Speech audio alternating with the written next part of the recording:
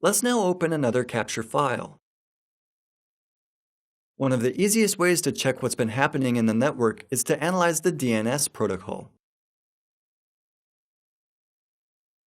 Wireshark allows you to filter the data by selecting something in the Packets Details pane, then choosing Apply as a Filter or Prepare as Filter.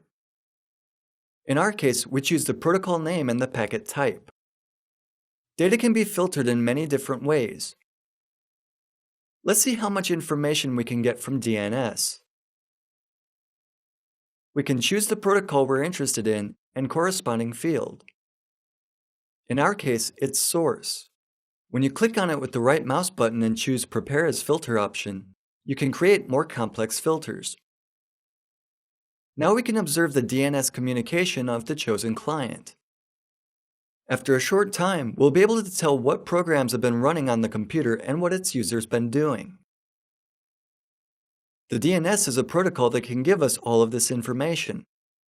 As you can see, to connect to a device in the network, you must first get to know its address.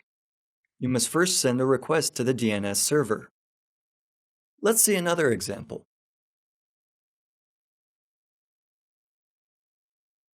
We've captured data concerning network users. In this case, someone is connected to HTTP servers. To get a general overview of what happens in a capture file, let's start with the Statistics menu. We'll examine the HTTP statistics and the packet statistics.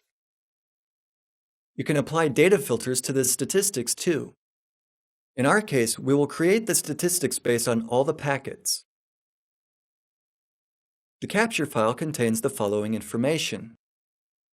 The client we've chosen sent 144 GET packets.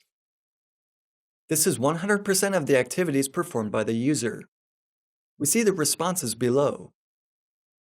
Is there something in these responses that may be troubling?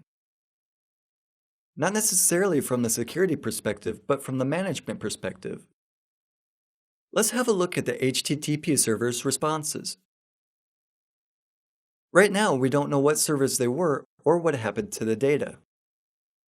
We see 140 responses, out of which there were 80 OK responses and 57 redirection responses, where a server responded to a client that some data had been moved to another location.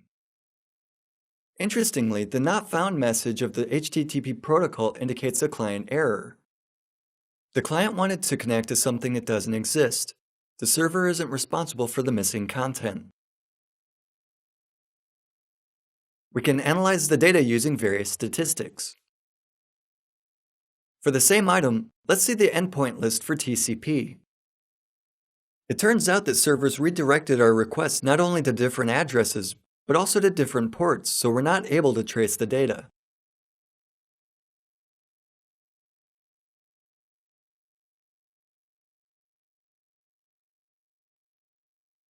We managed, however, to generate a list of IP addresses of hosts that were involved in the communication.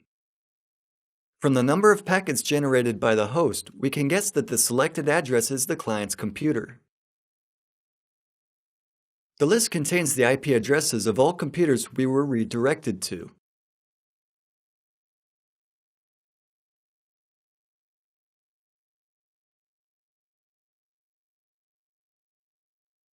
Let's see what other information we can get from the DNS server. Let's open a file with the data captured when the computer was starting up. An interesting experience is to monitor the computers left unattended, that is, those with no one at the keyboard. What does the computer do when no one uses the keyboard? Some of the programs installed on the computer are very chatty. Particularly interesting is what happened with the computer when it was starting up. We know that to find out who the computer was connected to, we should filter the data for the information from the DNS protocol.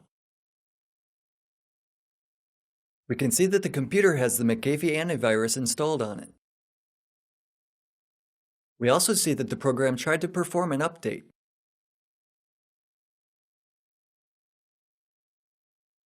Next, there is a query sent to the virtumode.com server, which isn't a McAfee server. If we did some research about this server, We would learn that this is a website that virus is connected to get instructions concerning further actions. It was the site used to coordinate attacks. Normally, the detection of such a situation is not all that easy, but the capture file and the filter on the DNS server will show us all such information. If you learn that the computers you look after connect to the websites that you know nothing about, check them out, and everything will become clear. To achieve all this, we only needed to know how to use Wireshark for data capture and how to filter this data according to simple rules.